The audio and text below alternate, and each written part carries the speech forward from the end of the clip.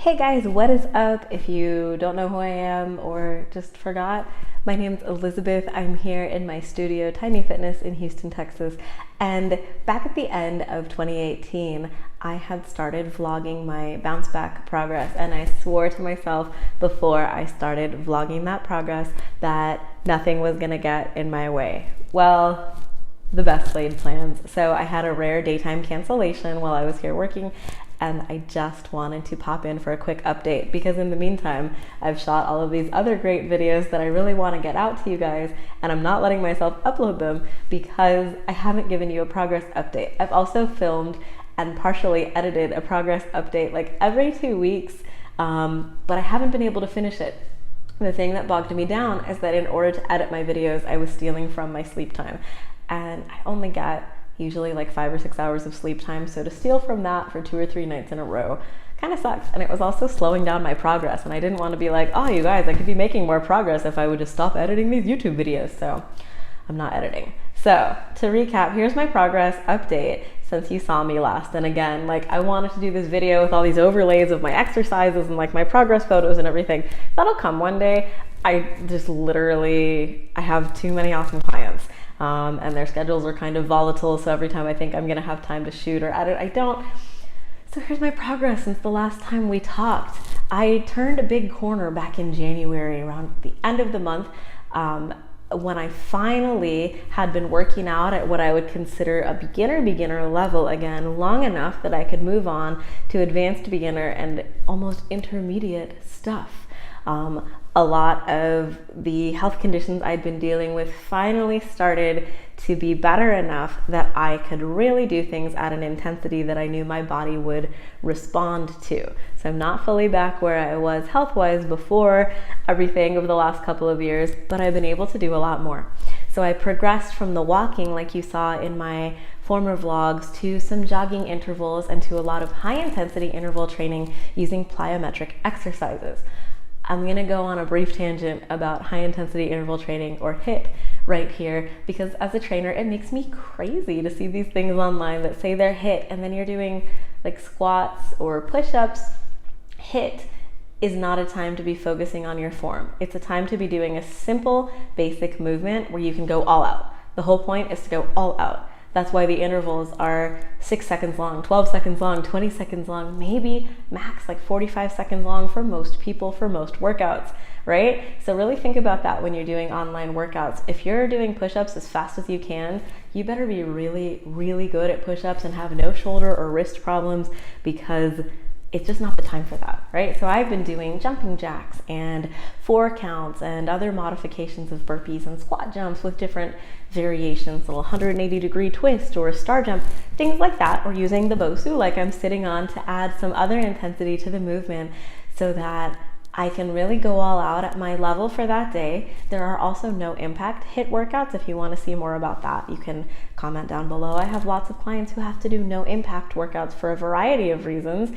And everybody could use some time off from impact anyway. You don't need to like pound your body into the floor until it hurts to make progress. So by doing HIIT as a progression up from walking and into jogging intervals as well for my longer cardio sessions, I would say that is the main thing that led me to my numeric progress so far, which is that I've lost about 13 pounds of fat since we last talked.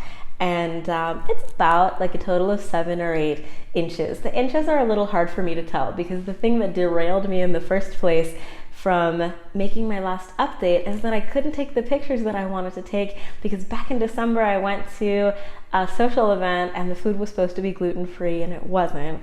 And I was sick for like 6 weeks. And when you're sick with an allergy like that, the inflammation in your digestive system causes like a lot of bloating. So it's like, hey, here's my ab progress, but you wouldn't see anything. And the internet can be such a visual place. I didn't want to be like, look at my progress when I know it's there, but you can't see anything, right? There's no point in taking a picture if it doesn't look any different. So that happened. And around when that cleared up was all like in January, like I said, when I got all that energy. But I'm down about 2 clothing sizes already as well. So not so bad for just a few months of progress. I'm about on track where honestly I would expect any of my clients to be. I do have a few clients who are younger or don't have health issues, who would have been able to crush the goals that I have for myself probably already, whereas I think I have about 3 more months ahead of me before I'll be back where I really want to be. But I'm really happy with my progress. Another thing I've been tweaking is my food. When we last spoke, I had been doing some carb cycling. I tried 2 different versions of that, and it seems like it's really not what my body wants right now. And what I mean by that is that the response I was getting in the measurements and in the scale and in my energy level and in my blood sugar levels and my mental clarity and everything else was not good.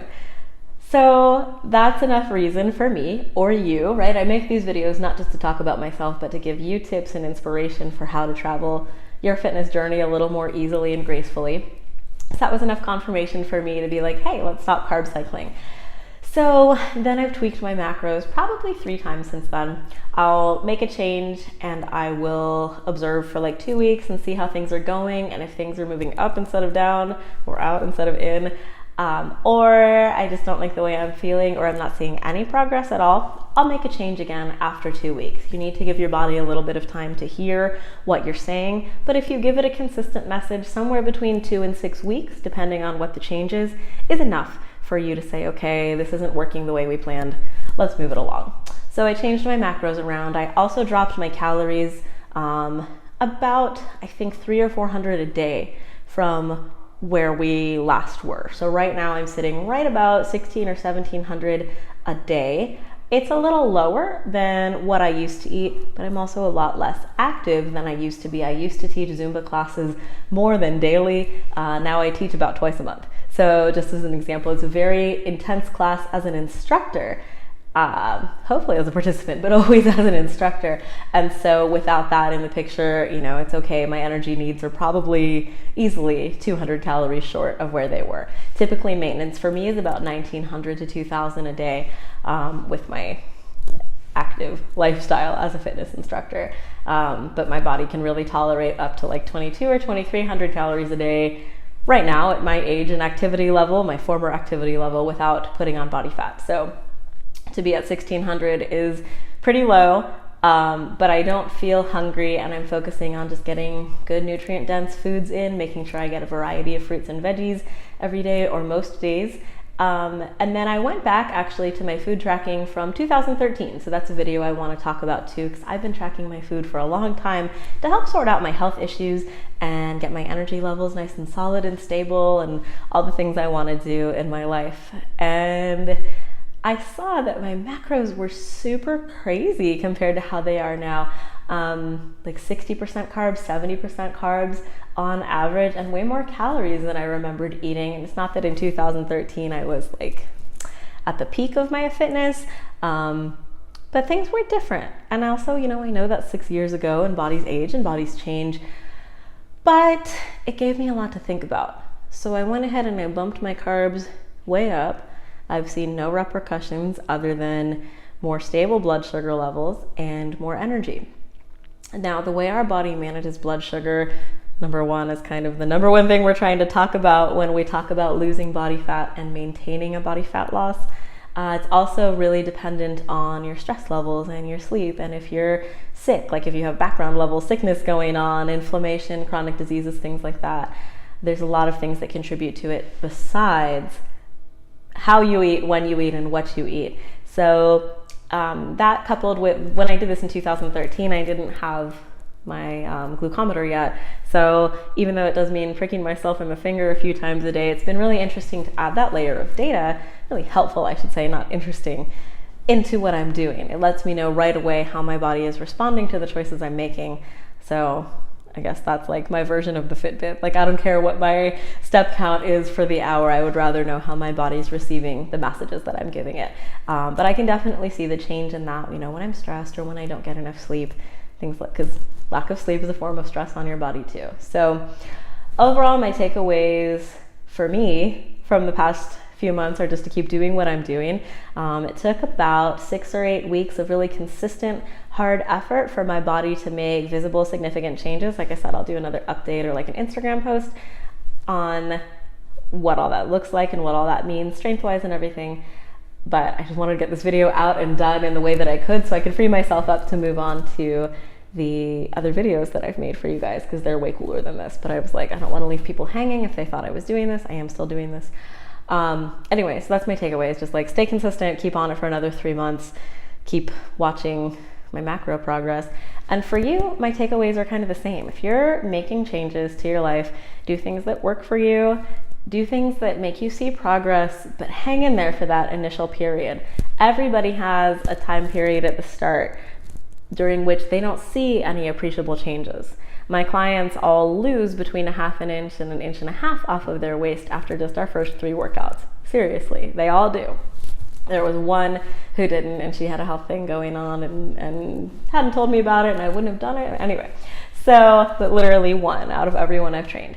But they don't even notice that. They don't notice that their pants are fitting looser or their shirts are easier to button or anything. But other than that, you know, like it just takes time for your body to be like, oh, okay, we're being more active now.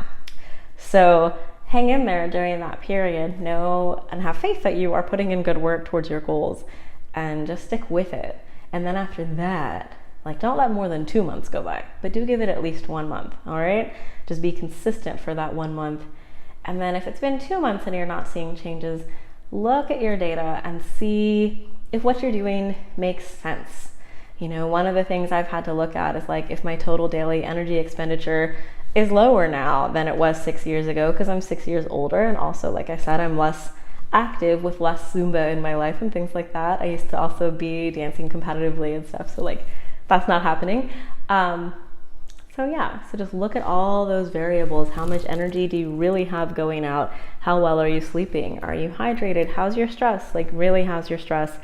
Because losing body fat is a challenging thing for our bodies to do. It just is. It's not something your body wants to do. You might look at that fat one way, but your body thinks of it like money in the bank. So to get your body to spend that money, you have to be gentle with it. You have to kind of sweet talk it and encourage it, right? And let it know that it's going to be okay. And the way that you sweet talk it is by being consistent and relatively gentle, at least in terms of how you treat yourself and how you think of yourself. So not doing like crazy brutal workouts right from the start, not being stressed out, not being so negative to yourself, because it's just not going to work that way. Cool. So that's my progress update. Good progress. Better video with pictures and stuff coming soon. If you're interested in trying the kind of high intensity interval training that I've been doing, the studio has some workouts posted like that on Pinterest and on Instagram. Always check with your health professional before you start or modify any routine that you have going on. But I can tell you that my basic formula, my clients all know this is where we start, is to start with at least 2 to 3 rounds of jumping jacks, 20 seconds of work, 10 seconds of break. If you're already able to perform a jumping jack, you don't have knee problems, you're not at a weight level that would make jumping jacks challenging for you, you need to be doing 22 or more jumping jacks in that 20-second interval. That might sound easy for me to sit here and say. Give it a try and see where you are. I have clients who are at like 30, 32. I normally hit 30, 32, 33 jumping jacks in that interval when I'm doing that. But for a lot of people, their natural pace is like closer to 13. That is not high intensity. All right, but like I said, check with your fitness professional before you try that. A full cycle of that wouldn't be 3 rounds, it would be like 8 to 10 rounds, and then you repeat. Yeah, that's the kind of stuff I've been doing.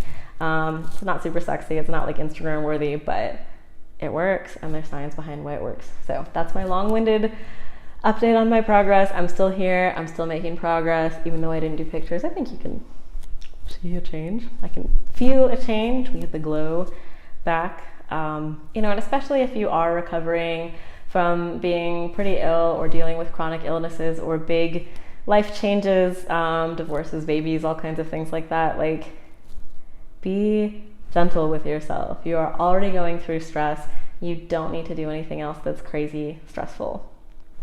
Taking care of yourself, which ultimately is what losing body fat, eating better, all that kind of stuff is about, shouldn't be miserable. Yeah, take care of yourself like you would take care of somebody else, and you'll see your great progress. I'll be back on this channel super soon with some really cool outdoor workouts here in Houston and other just general nutrition tips and stuff. If there's anything else you've always wanted to know from a personal trainer who kind of gets it, leave me a comment down below anytime and I will address you in the comments or make a video about it. Talk to you soon.